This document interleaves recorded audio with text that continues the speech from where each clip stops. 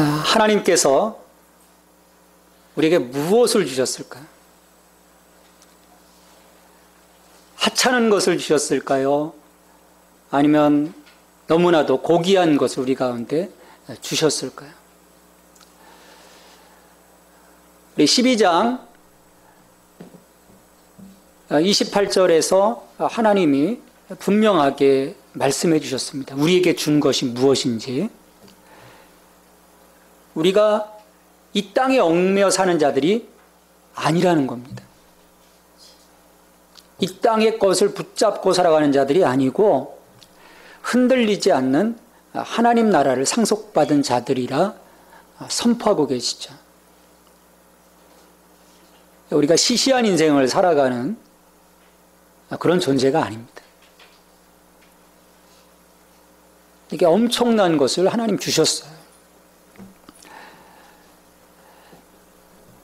그리고 이와 같은 그 삶이 우리 가운데 지속되기 위한 그 원동력, 그 원동력은 하나님의 은혜이어야만을 선포하셨습니다. 그래서 은혜를 받자라고 말씀하셨어요. 그러게 우리가 끊임없이 은혜를 받기 위해서는 은혜의 원천이신 예수 그리스도와의 그 연합이 필요합니다.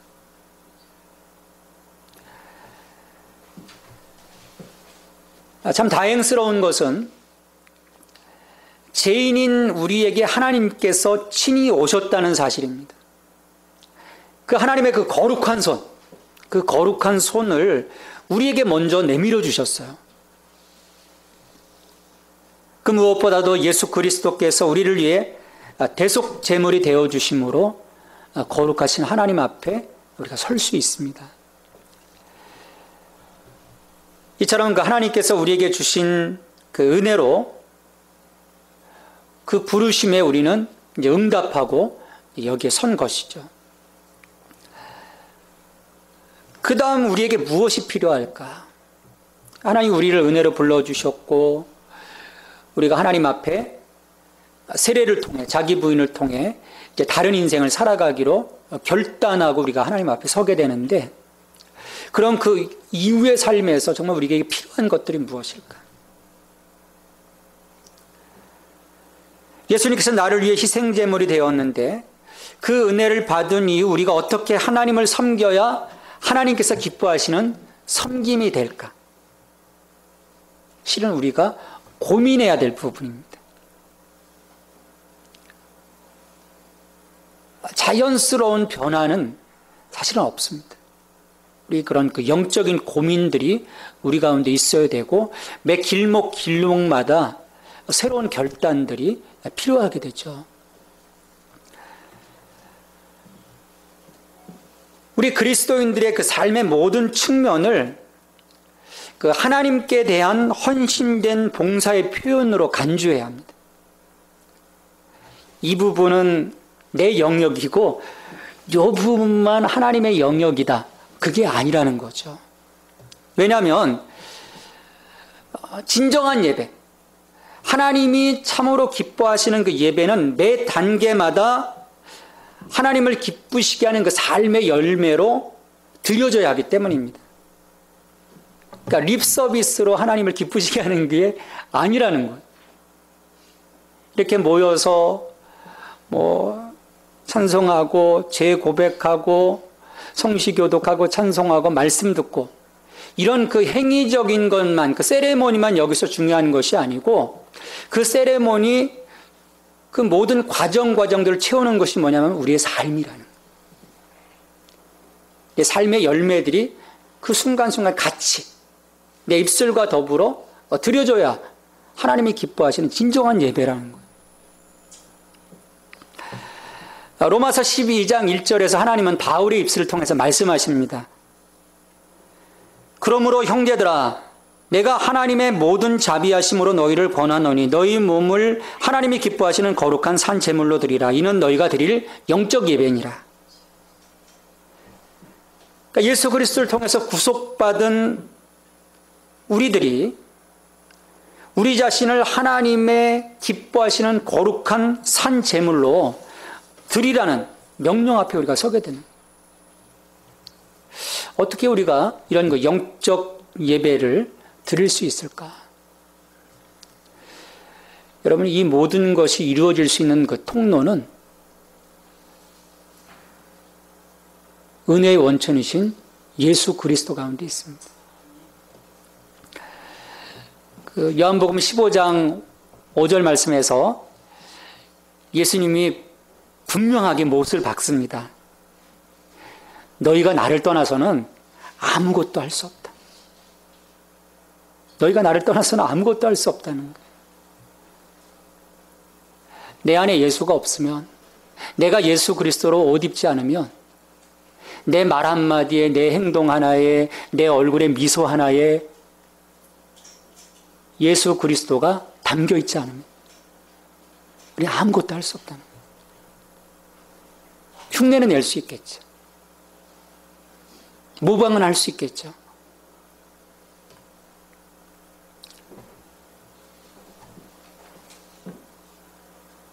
그래서 우리 그 11장에서 말씀한 그 믿음의 사람들, 또 교회가 세워지고 그 박해의 과정을 거치면서 오늘까지 이른 그 모든 과정 속에서 수많은 그 그리스도인들, 그들은 그 예수 그리스도 안에 있었기 때문에 하나님을 기쁘시게 섬길 수 있었고 하나님을 예배하는 삶을 살 수 있었습니다.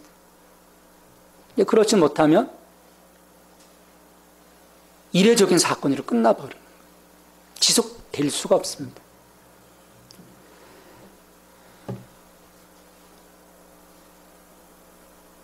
우리가 이제 다음 주간까지 살펴보게 될 이 히브리서 13장, 특별히 1절로부터 21절까지의 말씀도 이 히브리서 12장 28절에서 하나님을 기쁘시게 섬길진이라는 권면을 구체화하는 그 실제적인 내용들로 가득 차 있습니다.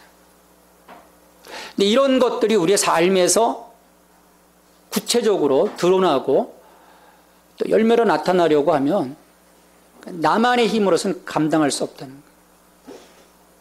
예수 그리스도와의 연합 속에서 이런 그 하나하나의 그 항목들이 구체화될 수가 있습니다. 이 하나님에 대한 섬김, 13장에서 첫 번째 이야기하고 있는 이 하나님에 대한 섬김은 형제에 대한 사랑, 형제 자매에 대한 섬김으로 자연스럽게 이어지게 됩니다. 너희가 흔들리지 않는 하나님의 나라를 받았은즉 은혜를 받자. 너희가 두려움과 경건함으로 하나님을 기쁘시게 섬기라. 우리 하나님은 소멸하는 불이시다. 그러면서 구체적으로 그러면 어떻게 우리가 하나님을 예배하는 가운데 우리의 섬김에 열매들을 올려드릴 수 있을까? 그 첫 번째 실행 지침으로 형제 사랑을 하나님은 말씀하시는 거예요. 그래서 1절 말씀에서 형제 사랑하기를 계속하고, 형제 사랑을 계속하라는 거예요.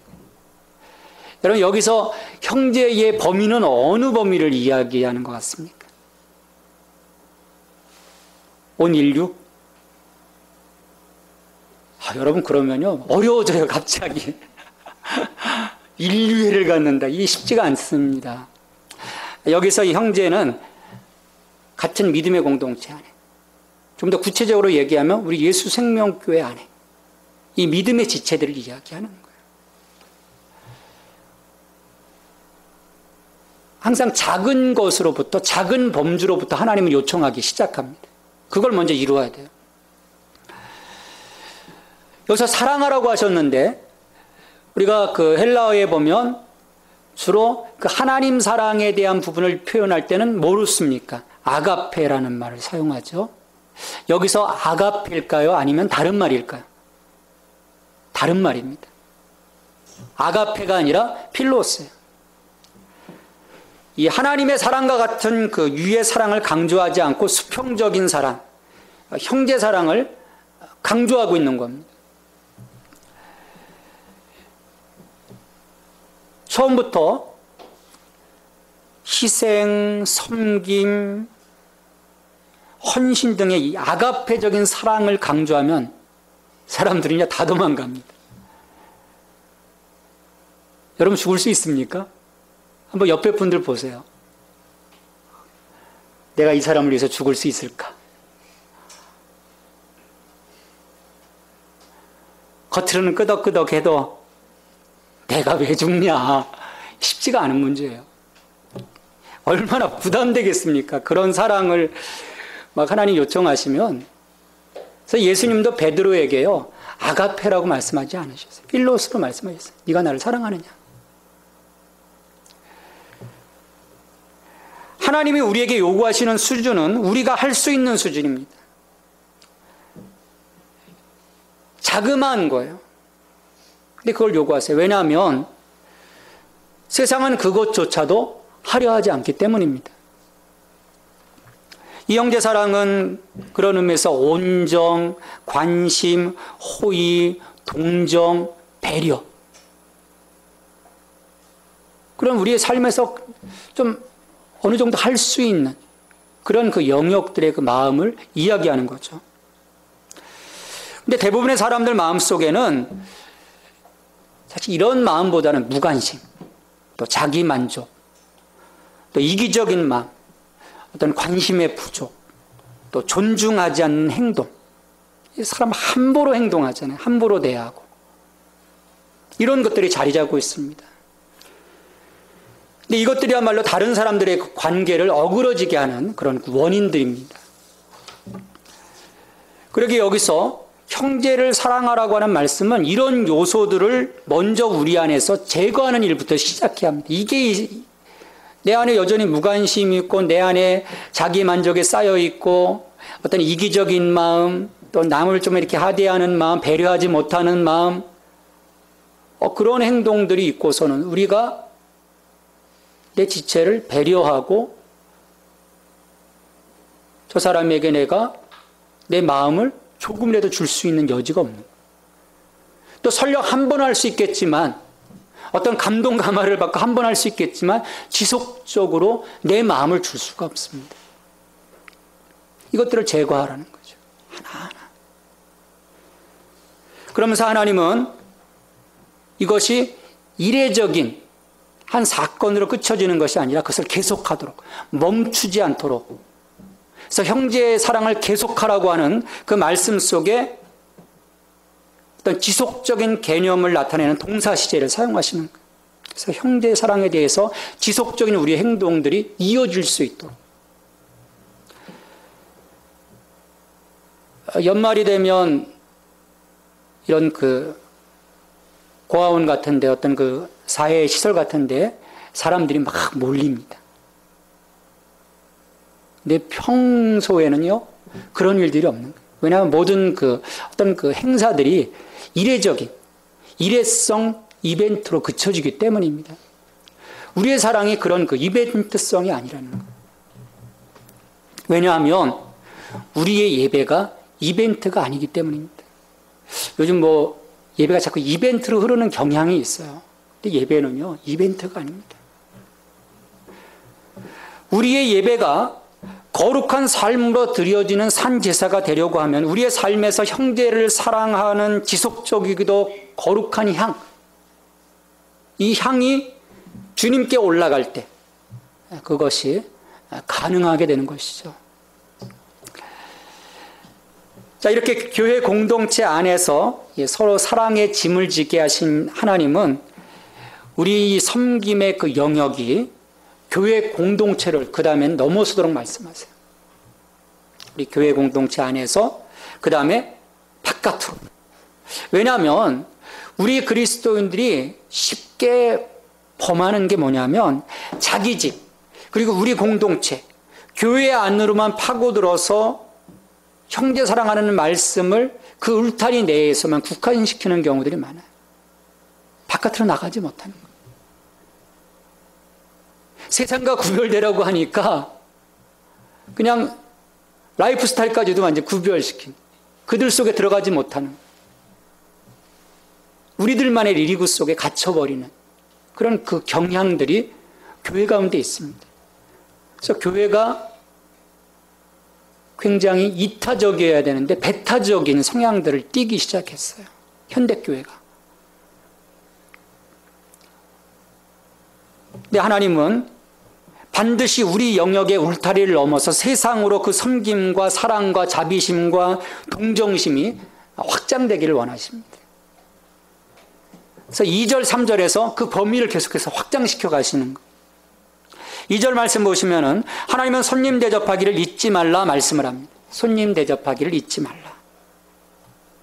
그러니까 공동체 안에 또 가까운 이들에 대한 그 사랑을 넘어서 하나님은 우리의 마음이, 우리 마음의 그 영역이 우리가 알지 못하는 사람들에게까지 확장되라는 겁니다. 참 저도 그 낯선 사람들하고요, 잘 그 이야기, 말을 섞는 걸 잘 못합니다. 쉽지가 않아요. 부담스러워요. 근데 그것을 열라는 거예요. 오픈하라는 거예요.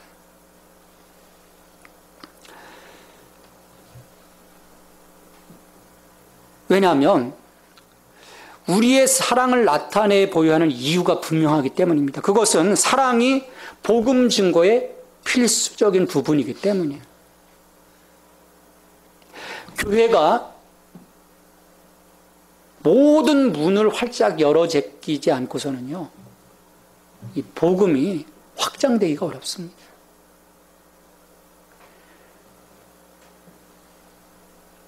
그리고 더 중요한 것은 하나님이 사랑이시고 우리가 세상에서 하나님을 닮도록 부르심을 받았기 때문이에요. 우리가 작은 예수가 되는 거죠. 예수님은 제자의 영역을 넘어서 이방인, 버림받은 자들에게까지 확장이 되시잖아요. 우리가 작은 예수로 살아가기를 하나님은 요청하시는 것입니다. 이처럼 그 타인에 대한 사랑은 우리와 하나님의 그 온전한 관계에서 흘러나오게 되어 있습니다. 내가 하나님과의 관계가 온전하면 형제와의 관계, 또 이웃과의 관계로까지 이 건강함이 확장되는 겁니다. 자연스럽게 그것들이 배어져 나오게 되죠. 그리고 우리에 대한 하나님의 사랑에 대한 감사하는 방법이 다른 사람들을 향한 그 마음 속에서 표출이 되는 겁니다. 더욱이 이제 3절 말씀에서 보면 너희도 함께 갇힌 것 같이 갇힌 자를 생각하고 너희도 몸을 가졌은즉 학대받는 자를 생각하라 말씀합니다. 여기서 갇힌 자는 그 당시 예수 그리스도에 대한 그들의 신앙 때문에 박해받고 매질당하고 상처받고 거부를 당하고 있던 여러 지역의 그리스도인들을 말씀을 합니다. 근데 이것을 오늘날 넓은 의미에서 말하면 온갖 종류의 고통스러운 환경에 처해 있는 사람들에 대해서 관심을 가지라는 말씀이에요. 이 주변을 둘러보면요, 이 한국뿐만 아니라 전 세계로 퍼져나가면 엄청난 일들이, 엄청난 고통들이 이 세상을 지배합니다. 수많은 사람들이 죽습니다. 수많은 사람들이 다치고, 수많은 사람들이 집을 잃고, 형제들을 잃고. 우리 그 뉴스들을 보면서 여러분 어떻습니까? 아, 그랬구나. 죽었네. 터졌네. 휩쓸렸네. 그게 끝인 거죠. 여기서 그들의 생각, 그들의 고통을 생각하라는 거예요. 마음에 품으라는 것이죠. 기도하라는 것이죠. 그리고 그들에게 뭔가 행동하라는 것이죠. 이것은 다른 이들의 고통을 바라보면서 아파하셨던 예수님의 마음을 소유하라는 요청입니다. 예수님의 그 모습을 보면요, 매 순간순간 고통받는 사람들 앞에서 아파하셨던 그 주님의 모습을 볼 수 있거든요. 그러니까 그 마음을 우리가 소유하라는 거예요. 힘들어하는 이들을 외면하지 말고 저들의 그 선한 이웃이 되라는 주님의 명령입니다.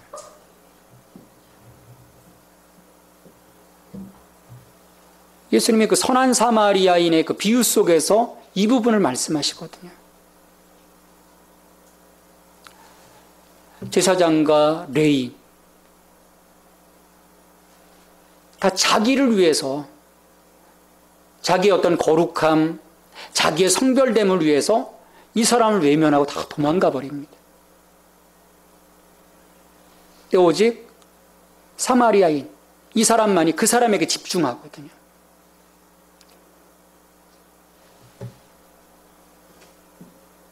우리가 종종 걸려 넘어지는 부분이 바로 이 부분입니다. 우리가 나의 신앙을 위한다고 하면서, 나의 영적인 유익을 위한다고 하면서 정작 우리가 바라보아야 할 부분들을 놓쳐버린다는 거예요. 그곳에 예수님의 부르심이 있는데. 자, 이렇게 타인과의 친밀한 관계에 대한 회복은 정말 민감하고 영적으로 민감하고 책임 있는 그리스도인들이라면 당연히 감당해야 할 일임을 지금 하나님은 우리에게 선포하고 계시는 거예요. 형제에게, 또 우리의 이웃에게, 또 고통받는 모든 사람들에게까지 우리의 마음들이 흘러갈 수 있도록, 우리의 물질이 흘러갈 수 있도록, 우리의 시간이 흘러갈 수 있도록. 그래서 다음 주 말씀드리겠지만 예수님께서 희생제물이 되시고 영문 바깥으로 나가셨던 것처럼 세상을 위해, 우리 모든 이들을 위해 죽기에 영문 바깥으로 나가셨거든요. 우리의 그 울타리를 벗어나서 세상 가운데로 나가도록 하나님은 우리에게도 요청을 하시는 겁니다. 그러니까 이 문제가 해결되어야, 이 벽을 넘어서야 우리가 하나님께 온전히 예배드릴 수 있습니다. 그래서 예수님은 이 문제 해결되지 않으면 너희가 예배드리지 말라는 거예요. 이 문제를 해결하고 나서, 관계의 문제를 해결하고 나서 하나님께 와서 예배하라는 거예요. 왜냐하면 이 영역이 부실하면요, 우리가 하나님을 기쁨으로 섬길 수가 없습니다. 여기 나와 있어도 나와 있는 게 아닌 거예요. 이게 회복이 안 됐는데.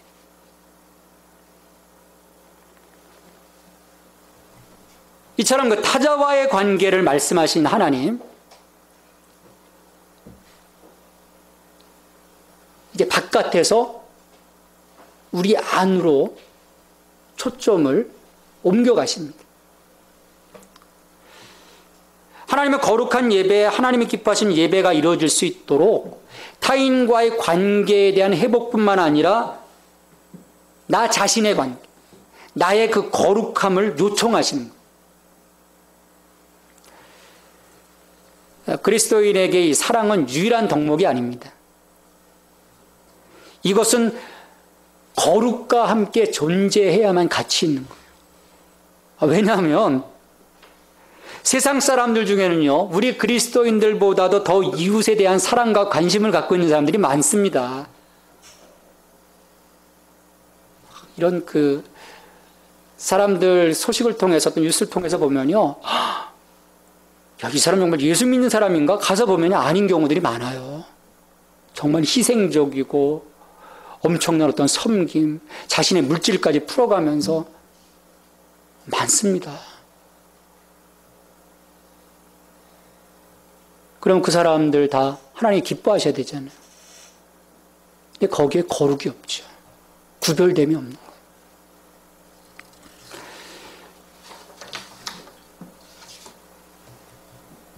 프랜시스 셰퍼는 그래서 이 점에 대해서 분명하게 이야기를 합니다.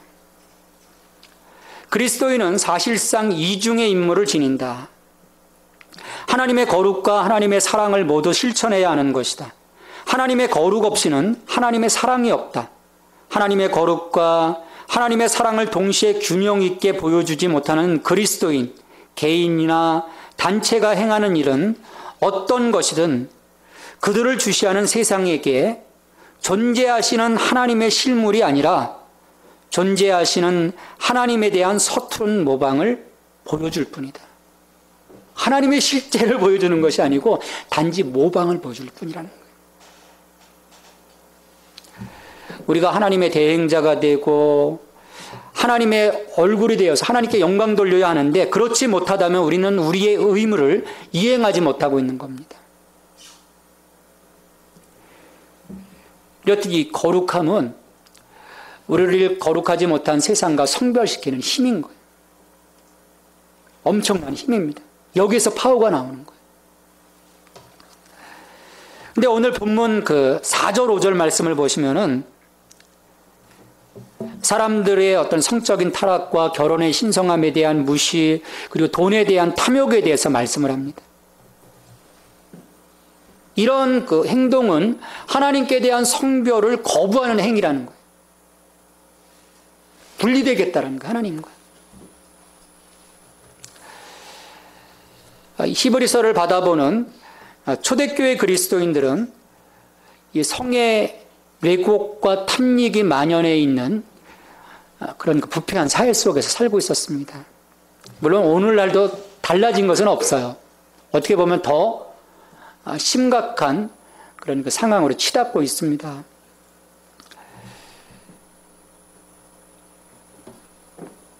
수십 년 전만 하더라도, 제가 대학생 정도 그때만 하더라도 부부관계에 있어서 이 부정은 한때 대중들의 비난을 받았습니다. 근데 요즘 간통죄도 없어지잖아요. 성립이 안 된다는 거예요. 그 정도로 이 모든 어떤 상황들이 쉽게 받아들여지는 상황이 되었어요. 이게 어떻게 보면 그런 그 미디어의 어떤 그 부정적인 영향이기도 해요. TV 탁 틀어보면 벌써 나오는 것들이 대부분 막장 드라마입니다. 그래야 또 시청률이 또 올라간다고 하죠. 그런 것들을 좋아하는 게 뭔가 그 짜릿한 것들, 뭔가 새로운 것들. 소설 드라마 비일비재하죠. 성의 어떤 그 왜곡을 조장하는, 우리의 어떤 그 바른 가치들을 상실케 하는 것이죠. 저도 이제 결혼식에 종종 이렇게 줄을 서기도 하지만, 다른 그 결혼식장에서 줄을 듣다 보면 이 말이 사라졌어요. 검은 머리 팥불이 될 때까지. 여러분 들어보셨나요? 죽음이 두 사람을 갈라놓을 때까지 함께할 것을 맹세합니까? 요즘은 안 물어봐요. 아예 그냥 대놓고 당신 이혼할 거야. 그런 사람들도 있죠. 하지만 하나님은 오늘 이와 같이 성의 경계가 허무하게 무너진 이 세속화 시대에도 우리의 삶의 구별됨을 요청하십니다. 결혼한 사람도 있고 앞으로 또 결혼해야 될 사람들도 있잖아요. 거룩함을 요구하시는 거예요. 왜냐하면 이 영역이 구별되지 못하면 우리는 하나님 앞에 의미 없는 허수아비로 예배드리는 것과 같습니다. 허수아비로 와 있는 거예요.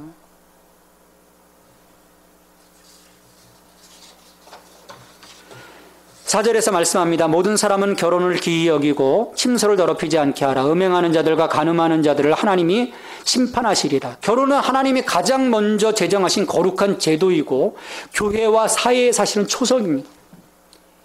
이게 무너질 때 항상 보면 그 국가가 망합니다. 우리 역사를 보면요, 그런 부분들이 무너질 때 국가가 망해요. 그리고 무엇보다도 이처럼 그 하나님의 창조 질서를 음란하게 깨뜨리는 자들을 하나님은 심판하신다고 분명하게 선포하십니다. 심판하시겠다는. 소돔과 고모라 하나님 심판하시잖아요. 그 음란한 속에 빠져있던.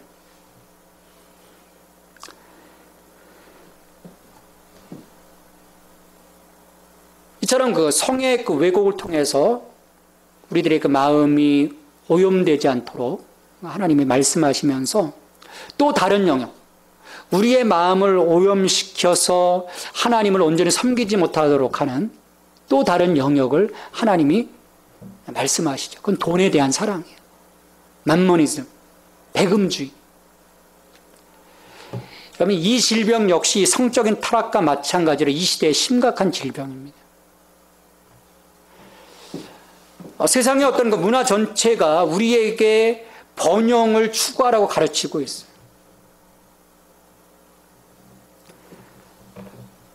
또 교회 강단 가운데서도 이런 어떤 물질의 축복에 대한 부분들을 끊임없이 강조하는 많은 교회들이 있습니다. 또 성도들의 최고의 관심도요, 예수 믿고 복 받는다. 물질적인 축복. 여기에 초미의 관심사가 있습니다. 사실은 부자가 되고 싶잖아요. 넉넉하고 싶잖아요. 그렇지만 하나님은 돈을 사랑하지 말라 명령하고 계십니다. 돈을 사랑하지 말고 있는 바를 족한 줄로 알라. 근데 우리에게 문제가 되는 것은요, 돈이 아니에요. 또 돈이 없는 것이 아닙니다. 여러분, 돈은 좋은 것입니다. 여기 돈 싫으신 분 있으세요? 돈은 좋은 거예요. 왜냐면 우리에게 필요한 거죠. 내가 먹을 것, 입을 것, 기본적인 삶이 유지되려고 하면 내게 돈이 필요합니다. 근데 문제는 돈을 사랑하는 거예요. 돈을 사랑하는 거예요. 성경은 분명히 선포합니다. 돈을 사랑함이 일만하게 뿌리라는 것이죠. 왜? 돈을 사랑함이라고 하는 것은 바로 돈이 내게 우상이 되는 거예요. 우상 숭배가 되어서 하나님으로부터 우리를 분리시켜 버립니다. 하나님이 사실은 우리의 공급자이신데 그 하나님으로부터 분리시켜지면서 오직 내 시선은 돈에 집중되는 거예요. 이게 전부가 되는 거예요. 우상이 되는 것이죠. 결국 우리로 하여금 망하게 하는 지름길이 됩니다.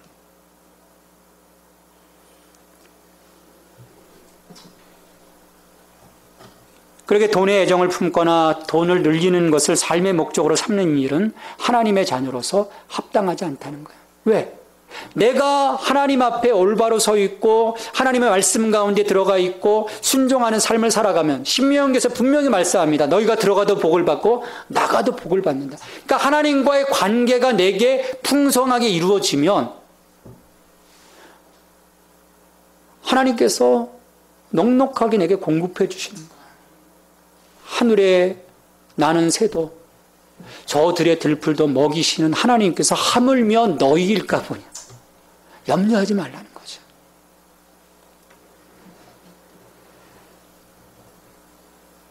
그래서 이 마음을 이기는 길은요, 자족하는 마음입니다. 내게 주신 것 감사하는 마음이에요. 있는 바를 족한 줄로 알라. 현재 내가 누리고 있는 것을 만족함으로 더 많이 갖고 싶어하는 우리의 욕심을 이겨낼 수 있다는 것이죠. 여러분, 이 사람들이 왜 움켜쥐려고 할까요? 왜 자꾸 이렇게 모아놓으려고 할까요?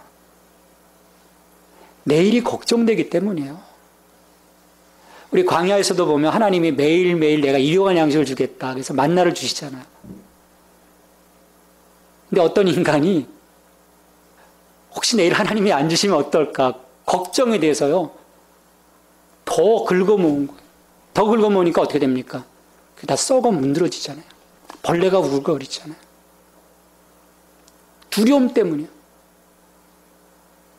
내 안에 뭔가 채워져야 내가 살 수 있을 것 같은 그 마음 때문에 우리가 끊임없이 모으려고 하는 것입니다. 그렇지만 그런 그 가치관을 갖고 우리는 결코 만족할 수 없습니다. 제 주변에도 보면요, 끊임없이 긁어 모으는데도요, 만족하지 못하는 분들 많습니다. 계속 부족한 거예요. 아니, 저 정도가 갖고 있으면 평생 먹고도 또 자식들까지도, 자식 대대까지도 먹고 살만한데, 여전히 갈급해 있는 거예요. 안도감을 줄 수 없다는 거예요. 아무리 채워보았자 늘 불안하기는 마찬가지라는 겁니다. 그래서 우리는 변함없는 안도감과 평안을 줄 수 있는 토대 위에 우리를 세워갈 수 있어야 합니다. 그것은 바로 우리의 그 공급자이신 하나님을 향한 무한 신뢰예요. 하나님을 향한 무한 신뢰입니다. 오늘 5절 하반절 말씀 보시면 내가 결코 너희를 버리지 아니하고 너희를 떠나지 아니하리라 하셨느니라. 너희를 버리지 않고 너희를 떠나지 않겠다. 여러분, 이 말씀이 누구에게 주어진 건가요? 우리 여호수아 1장을 읽어보신 분들은 이 말씀이 그 모세의 뒤를 이어서 이스라엘의 지도자가 된 정말 부담스러운 자리잖아요. 여호수아에게 하나님께서 하신 말씀이에요. 지금 두려워하는 자, 지금 뭔가 걱정하고 있는 여호수아에게 내가 너를 곤란함에 빠진 채로 내버려 두지 않고 너를 내가 붙잡아 주겠다. 내가 함께 가겠다. 약속하시는 겁니다. 근데 히브리서를 통해서 하나님은 이 여호수아 개인을 향한 약속을 오늘 메시지를 듣는 모든 사람들에게 적용시키시는 거예요. 걱정하지 말라는 거예요. 내가 공급자인데, 내가 너희의 보호자인데 걱정하지 말라는 거예요. 함께 하겠다.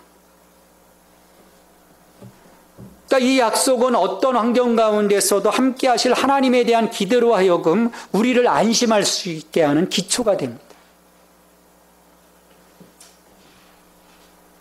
하나님이 계시겠다는데,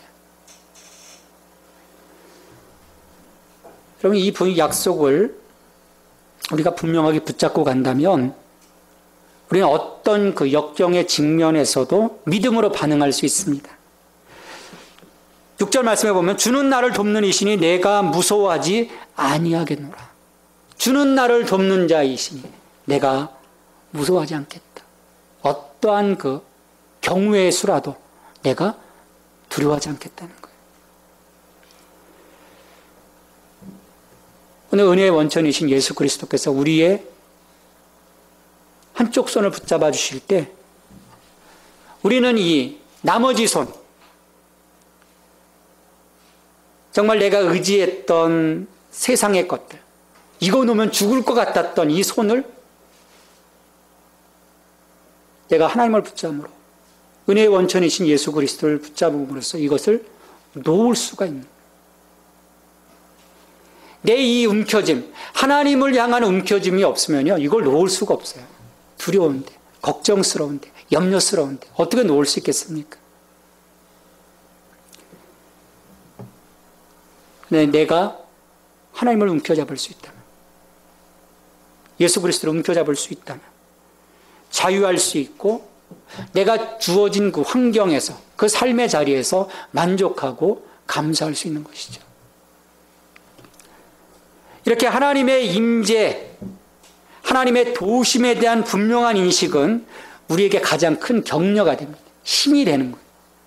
든든하잖아요. 그로 인해 우리를 더욱 강하고 거룩하게 하나님이 만들어 가시는 겁니다.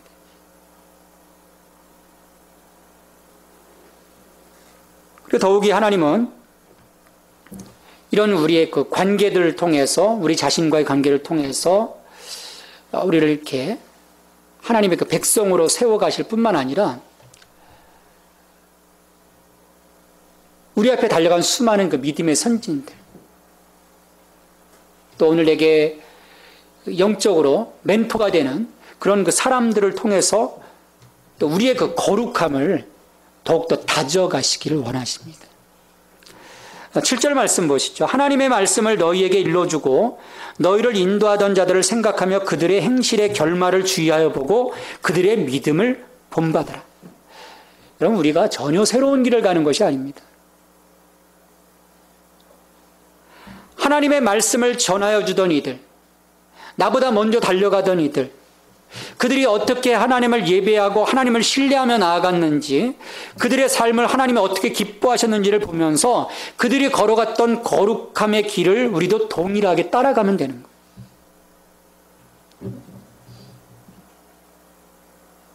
우리 앞에 달려나간 수많은 사람들, 그들의 삶이 어떻게 되었는지, 하나님이 그들을 어떻게 구별하여서 이 세상 가운데 빛과 소금으로 세우셨는지 다 볼 수 있잖아요. 여러분, 이게 믿음의 모습입니다. 전혀 새로운 처녀지를 개척해가 나간다고 하면 누가 할 수 있겠어요? 내 거룩함을 어떻게 세워갈 수 있겠습니까? 힘이 든 거죠. 이렇게 그 사랑과 자비와 거룩함을 살아가야 하는 그리스도인의 삶은 언제나 동일합니다. 수천 년 전이나 지금이나 동일한 거예요. 다르지 않습니다. 모든 세대에 변함이 없습니다. 그러니까 성경의 이야기와 가르침이 현대나 그 이후의 사람에게 결코 부적절하지 않다는 거예요. 유효하다는 거예요. 여러분, 성경의 이야기가 고리타분하게 들리십니까? 간혹 사람들은 불만을 가져요. 아니, 세상이 변해도 너무 변했는데, 가치관이 달라져도 너무 달라졌는데, 왜 기독교 신조는 시대에 뒤떨어집니까? 여전히 왜 이런 것들을 이야기합니까? 성도 좀 개방하고 되고, 물질 문명 세대인데 좀 돈도 좀 만져보고,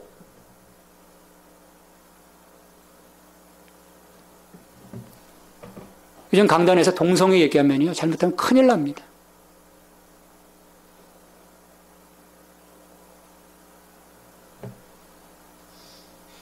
세상이 바뀌었다는 거예요. 근데 이런 세상의 불만에 대해서 우리의 대답은 분명하죠. 8절 말씀에서 말씀합니다. 예수 그리스도는 어제나 오늘이나 영원토록 동일하시니라. 변함없으시다는 거예요. 진리이신 예수님이 변함없으시다는 거예요. 진리이신 예수님이 과거에는 이랬다가 현대에는 좀 더 세련되어지셔서 이렇게 바뀌어지셨다, 개방화되셨다, 그게 아니라는 거예요. 오래전 제자들에게 말씀하셨던 예수님은 오늘도 우리에게 동일한 목적과 목표를 요구하십니다. 좀 자유스러워졌으니까 어떤 자유함을 주시는 것이 아니라는 거예요.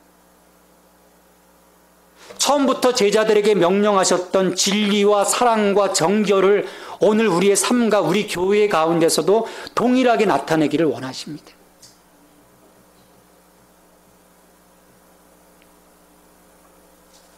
여러분, 유물로 여기지 마십시오.